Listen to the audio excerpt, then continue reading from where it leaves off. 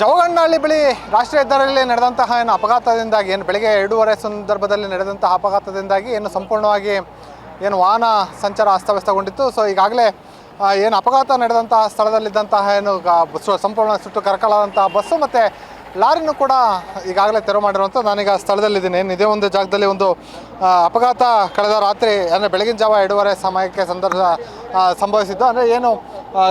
ಚಿತ್ರದುರ್ಗ ಮಾರ್ಗವಾಗಿ ಬಂದಂತಹ ಲಾರಿ ಶಿವಮೊಗ್ಗ ಮಾರ್ಗವಾಗಿ ಗೋಕರ್ಣಕ್ಕೆ ತೆರಳುತ್ತಿದ್ದಂತಹ ಒಂದು ಬಸ್ಸಿಗೆ ಡಿಕ್ಕಿ ಹೊಡೆದಂಥ ಪರಿಣಾಮ ಬಸ್ನಲ್ಲಿದ್ದಂತಹ 4 ಜನರು ಸುಟ್ಟು ಕರಕಲಾಗಿರೋದು, ಜೊತೆಗೆ ಲಾರಿ ಚಾಲಕಕ್ಕೆ ಸೇರಿ ಒಟ್ಟು 5 ಜನ ಸಾವನ್ನಪ್ಪಿರುವಂಥದ್ದು. ಈಗಾಗಲೇ 27 ಜನರನ್ನು ರಕ್ಷಣೆ ಮಾಡಿದ್ದು, 3 ಈಗ ಅವರು ಸುರಕ್ಷಿತವಾಗಿದ್ದಾರೋ ಅನ್ನೋದು ಇದ್ರ ಬಗ್ಗೆ ಈಗ ಪೊಲೀಸರು ತನಿಖೆ ಕೂಡ ನಡೆಸ್ತಾ ಇರುವಂಥದ್ದು. ಈಗಾಗಲೇ ರಸ್ತೆ ಮಧ್ಯದಲ್ಲಿದ್ದ ರಾಷ್ಟ್ರೀಯ ಹೆದ್ದಾರಿ 48ರಲ್ಲಿದ್ದಂಥ ಬಸ್ ಸಂಪೂರ್ಣ ಸುಟ್ಟೋಗಿತ್ತು, ಆ ಬಸ್ನು ಕೂಡ ತೆರವು ಮಾಡಿರುವಂಥದ್ದು. ಜೊತೆಗೆ ಕಂಟೈನರ್ ಕಂಟೈನರ್ ಕೂಡ ತೆರವು ಮಾಡಿದ್ದು. ಇದೀಗ ವಾಹನ ಸಂಚಾರ ಕೂಡ ಸುಗಮವಾಗಿರುವಂಥದ್ದು. ಈಗಾಗಲೇ ಪೊಲೀಸ್ ಇಲಾಖೆ ಇರ್ಬೋದು, ಅಗ್ನಿಶಾಮಕ ದಳದ ಸಿಬ್ಬಂದಿಗಳು ಕೂಡ ಅಪಘಾತ ನಡೆದಂಥ ಸ್ಥಳ ಇತ್ತು, ಆ ಸ್ಥಳವನ್ನು ಸಂಪೂರ್ಣವಾಗಿ ಸ್ವಚ್ಛಗೊಳಿಸಿ ಈಗಾಗಲೇ ಮಣ್ಣಾಕಿ ಯಾವುದೇ ರೀತಿಯಂಥ ವಾಹನಗಳು ಜಾರಬಾರ್ದು ಅನ್ನೋಂತಹ ದೃಷ್ಟಿಯಿಂದಾಗಿ ಈಗಾಗಲೇ ವಾಹನಗಳಿಗೆ ಸುಗಮ ಸಂಚಾರಕ್ಕೆ ಈಗ ಅನುಕೂಲ ಮಾಡಿಕೊಟ್ಟಿರುವಂಥದ್ದು. ಈಗಾಗಲೇ ಹಿರಿಯೂರು ಗ್ರಾಮಾಂತರ ಠಾಣಾ ವ್ಯಾಪ್ತಿಯಲ್ಲಿ ಒಂದು ಅಪಘಾತ ನಡೆದಿತ್ತು. ಅಪಘಾತಕ್ಕೆ ಸಂಬಂಧಪಟ್ಟಂತೆ ಈಗಾಗಲೇ ಪೊಲೀಸ್ ಇಲಾಖೆಯವರು ಕೂಡ ಸಾಕಷ್ಟು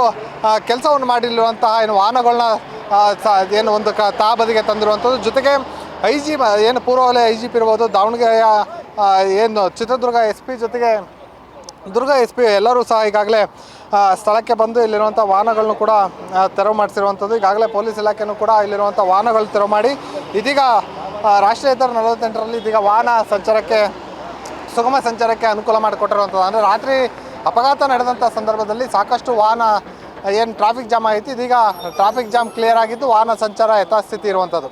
ಕ್ಯಾಮ್ರಾ ಪರ್ಸನ್ ರಾಕೇಶ್ ಜೊತೆ ಪ್ರವೀಣ್ ಬಾಡ, ಒನ್ ಕನ್ನಡ ನ್ಯೂಸ್, ಚಿತ್ರದುರ್ಗ.